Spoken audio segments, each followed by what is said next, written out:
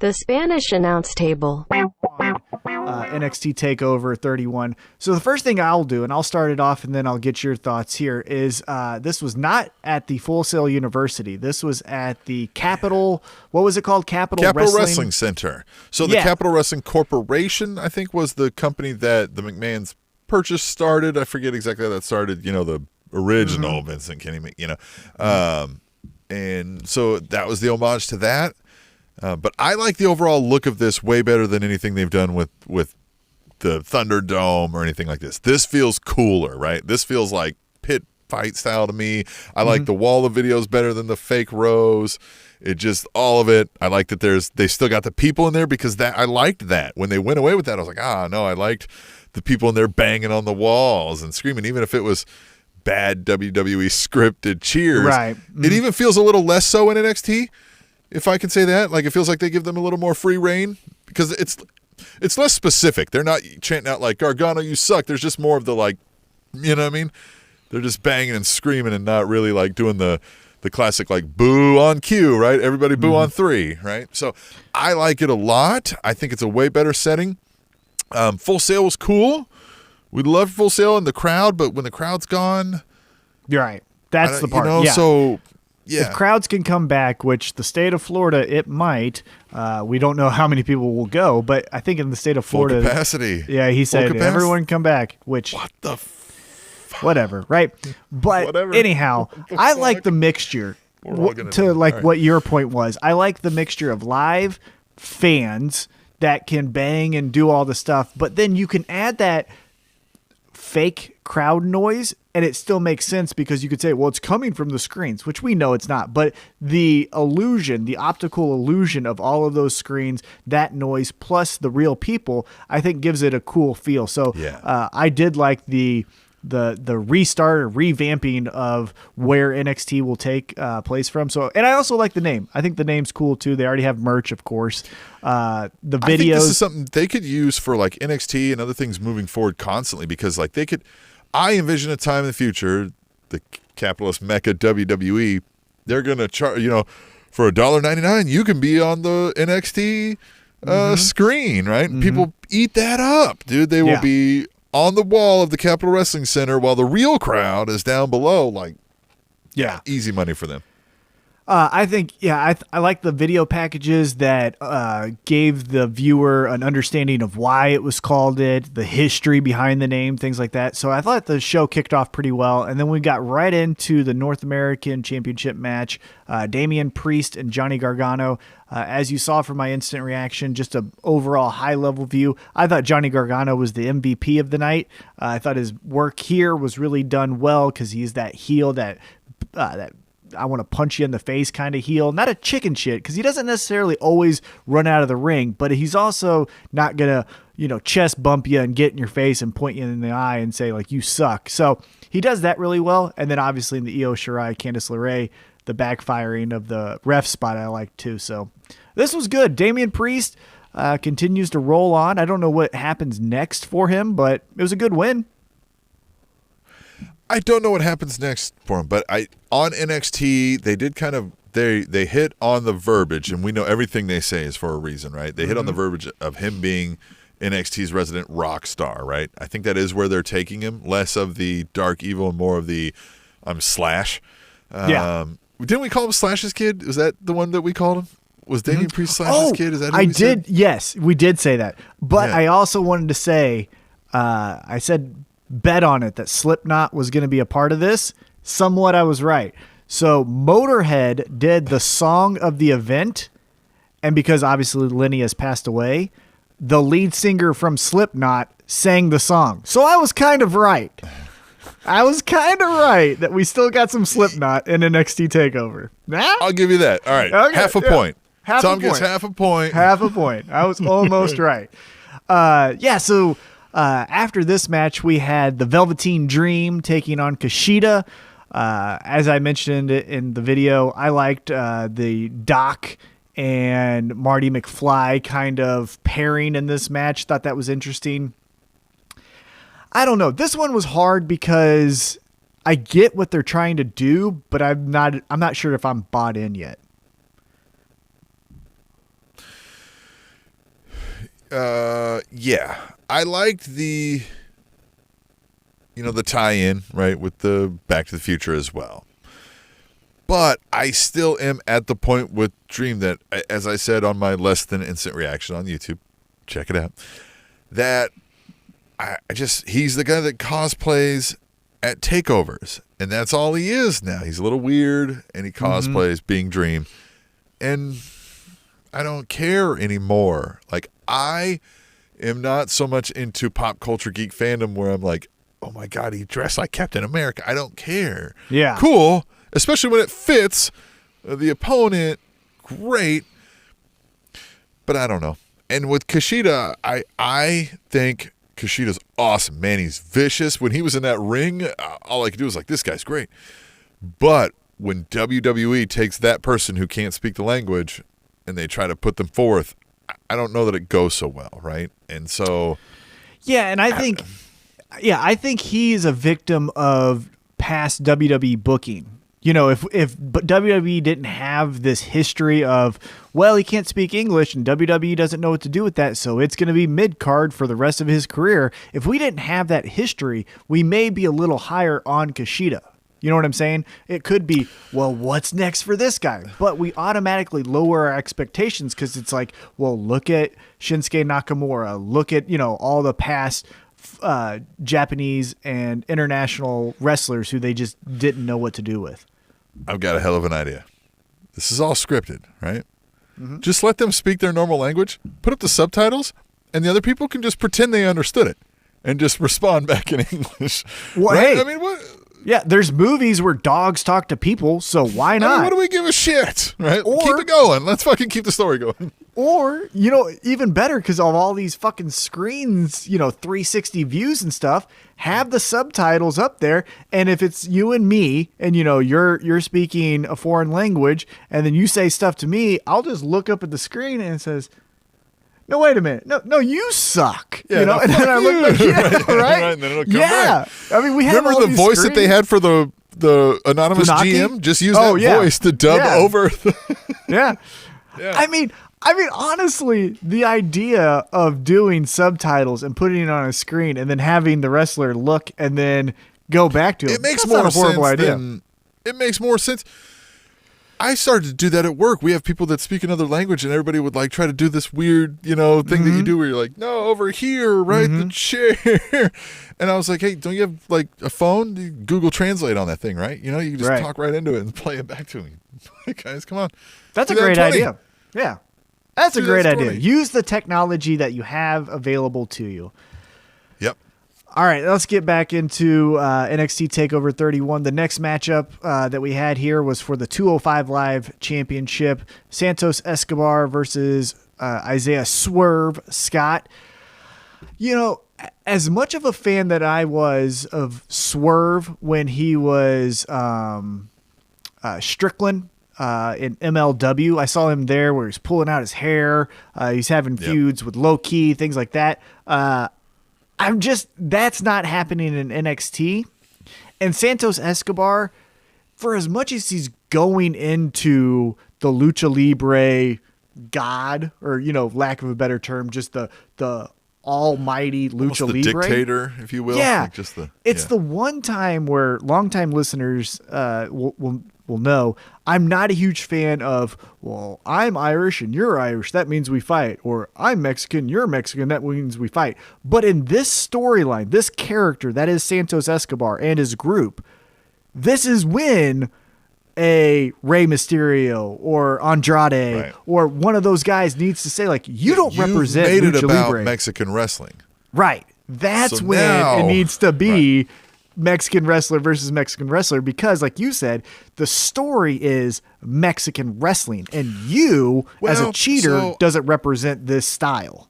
I think it can get there, right? So he needs to roll through some of these people, and he said he's trying to rebuild the division in the image of Lucha. So I think That's maybe true. if he uses his muscle to get some rule changes or this and that, and everybody's like, hey, wait a minute, what the hell? And then that's when your boy Rey Mysterio comes around and is like, hey, no, we did not agree to this rule set. Yeah, you are not. You're not King Lucha. What are you talking about? Yeah, in '97, when me and Eddie were killing it at Halloween Havoc, you weren't the ones that were creating this phenomenon. I was, and Eddie was. And then, Juventud Guerrera, and he could just name drop all these guys previous. That's where I think the ultimate storyline is for Santos Escobar. But going back to this storyline, I thought it was fine. It was okay. I think the right guy won. That was good. But, yes. Same thing. The go-home show got me hyped, but again, this type of wrestling match wasn't my cup of tea, right? This is a little bit of that, I'm going to hold your hand while I flip, run, bounce. Like, it was super choreographed, right? Mm-hmm. And to their credit, man, they hit it. They always hit it awesome. They must go hours over going, all right, then drop down, roll over, jump, left, leap, great, man, but for me, it doesn't feel real enough, right? Yeah, it's super impressive, but it's also to the point now where you can go to almost any indie show and see those same moves. Going back again to Rey Mysterio and Eddie Guerrero, when they were doing it, the next match, let's just say it was Chris Jericho and Dean Malenko, like they were giving you another kind of cruiserweight match, but it wasn't the same high flying. Now, I mean, we're going to talk about AEW here in a second, but Brian Cage, who's 300 pounds, is doing a standing backflip. You know what I mean? And so it's not as impressive if Santos Escobar does it as well. So, okay, I liken this to singing, right? I'm impressed if you can sing, right? Mm-hmm. Like, yeah, man, that's cool.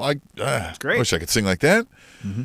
But outside of like Celine Dion and stuff, I'm like, okay, not everybody can sing, but across 100 people, I've probably ran into 12 to 20 that can. Mm-hmm. So I'm like, cool, but I'm not like, Mom, listen to this person. Right. Sing. That's how I feel about some of this style of match. I'm like, yeah, like you said, I could go watch that on my indie scene and watch the same moves, the same match. And I'm looking for the emotional connection of why to care. Mm-hmm. Yeah, we've hit that a bunch of times. And I don't know that this gave me a whole lot of that. It did in the promo. And then I got to the match and I was like, okay. Yeah, okay, good. Yeah. Man, these guys are athletes and they're great. Exactly. And it was fine. It was fine. And that's a compliment because honestly, for the longest time, 205 Live was, wait a minute, that's on? Like, so at least they're getting to a point where I'm watching it. You know what I'm saying? And they have unique angles going. I like it. Yeah, they have some stories. So again, Spanish announce table here, we are invested in stories, not moves. So that's where we're going to give you more of our feedback. All right, next up we had the women's NXT Championship match. Io Shirai, Candice LeRae. As I mentioned, Johnny Gargano comes in about midway part of the match, tries to be the ref. I really thought that was going to be a la ECW One Night Stand, get a fast 3 count. Now we have a new champ. I like that it backfired. It made Johnny Gargano seem more of a 2 left feet, dork, which was good. Yeah. I thought the most interesting part of this whole segment though was post match, where Tony Storm says, "Hey bitch, I'm coming for you," and so Io Shirai's like, "All right, fine, like bring it." And 2 seconds later, Motorcycle Moon comes in. And Ember Moon's like, guess what? I smile and ride a bike now. And so you got 2 challengers, hopefully. And so I like that. Well, and then fast forward to NXT last night. We're recording this on Thursday night. I don't know when it'll get posted. Hopefully by Friday evening. It felt, she had a promo, and that's how it felt, did Ember Moon. She was nervous and kind of doing the nervous laughter when she's supposed to be saying, I'm not taking shit from anybody now that I'm back. But she's like, you know what I mean? Like, it just felt, I was like, God, I don't know. She's another one for me that's like the Sasha Banks Bailey types that they came along, and I think there's still that available for Ember Moon because she is athletic. She clearly loves this. But right now, it feels like what the Bailey character, like it represents what that really was. Where she's just like this, I'm so happy to be here. And that doesn't fit the character she's supposed to be portraying right now. So I don't know how well it's really going to go over, but they get to kind of manufacture how well it goes over right now. So I think she's a victim, and I believe I even said this on the video that I did. I I think she's a victim of almost 50-50 character booking, where it's, I'm dark and mysterious and check out my eyeliner, and I could be going the route of a Undertaker, Bray Wyatt, Kane, Mankind. But then when I'm needed to be cool and normal, then I just talk like Bailey, and hey, isn't this neat? And pro wrestling is cool. And it's like, so what the fuck are you? Are you mysterious, dark, crazy girl? Or are you, I love wrestling, check me out? And then where does who cares that you're on a motorcycle? Yeah. Everyone could ride a motorcycle. Well, you know what I'm saying. Given the general population, everyone could ride a motorcycle. So like, what are you? That's her biggest issue. That's my biggest issue with her character, is I couldn't tell you an elevator pitch on what this character is. And that's the hardest thing to get over, is when no one really knows what you are. Right. And getting back to the Gargano involvement, it was cool that it backfired, but in the end, I just felt like that ending got a little overdone and convoluted. And I was just like, this is a lot going on. So what I will say, generally speaking, again, taking a step back and looking at the whole event from a high-level view, I thought, one, this wasn't one of the most memorable takeovers in the world. And two, my biggest criticism I would give of this event is every match was, oh, they kicked out. Okay. But, Kyle O'Reilly and Finn Balor, which we'll get into next, had a 2-week build. So Kyle O'Reilly kicks out of a big, Hurricane Rana or whatever the move was. All right. But I'm not invested. And the only thing you're making me invested in is that he or she kicked out at 2, and you can only do that for so much. And they did that in every single match. They did it a lot. Yeah. We used to call that the ROH style, like real early, well placed. The multiple kickouts is great, but when you do it every match, it's kind of like, well, are you guys good or not? Yeah, and also the stakes to it, right? Am I emotionally invested? Do I want you to win? Or if you fucking win, am I going to be pissed off? Like that adds to the false finish, is the outcome. If the outcome is, if this person gets the victory, going back to like the invasion angle, WWE's taken over by ECW and WCW. Oh my God, what would happen there, right? But if it's just for a championship, which again, a championship does mean something, but if it's every single match, I'm checking out. Then I'm just saying, well, it's 8:18. I know this ends at 9 o'clock, so I'll check back in at 9:50 to see what the cool finisher was. And that's all. Like, right. I'm done, So anyhow, going into the main event, Kyle O'Reilly, Finn Balor, very physical match, as we learned on NXT. Finn Balor has he broke his jaw in 2 different places. So Christ, that hurts. I don't think he's going to give up his championship, but he did end up retaining. Yeah, that's weird. There's a Twitter account that I follow that it's like the 30-day rule. I forget its exact thing, but check it out. It's called What 30-Day Rule, and it tracks this. And every time somebody goes over 30 days, they just start pinging the Twitter. They're like, it has been 31 days since, man. John Dean Moxley Ambrose's right. Dean Ambrose's United States title run must have been pinging great. off the Oh man, it's so charts. great. And then so on Night of Champions at the end they were like, all right, here. They're like, I guess I'll see you on October 4th or whatever, whatever the next person that was. Yeah, it's interesting. It's a fun Twitter account to follow. And on Twitter, we are at Table Show. Don't forget to also follow that. That's at TMac_816. I'm at The Awesome Voice. But yeah, you were saying. I was going to say this was a fine match. Unfortunately, because of injuries, I think everything was scrapped because, again, Finn Balor has a broken jaw in 2 different spots. He's going to be on the shelf for a while. Still going to stay a champion, so I can see some promo work going back and forth, yada, yada, yada. Determine a new number 1 contender. That'll buy us some time, too. But post-match, they got us with those credits again. They do the handshake, Kyle O'Reilly, Finn Balor, we're good. There's the credits. Oh, wait a minute, we're not done. Rich Holland has Adam Cole over his shoulder, dumps his lifeless body over the guardrail. Unfortunately, fast forward to Wednesday, looks like Rich Holland may have broke his ankle, ripped some tendons in his ankle. I don't know. He had to be carted off, so maybe that storyline just goes nowhere. So a very dud, and not for anyone's fault, but a very dud finish if you go to NXT to see what was going to be the fallout, and it looks like absolutely nothing. Yeah, and that's unfortunate, and they're not necessarily, I mean, they've got other folks around, and the Performance Center is there, so it's not like, oh, what do we do? But they didn't have this like bag of well-established plug-and-play folks necessarily at the moment, right? They were in kind of that, who are we fluffing next, right?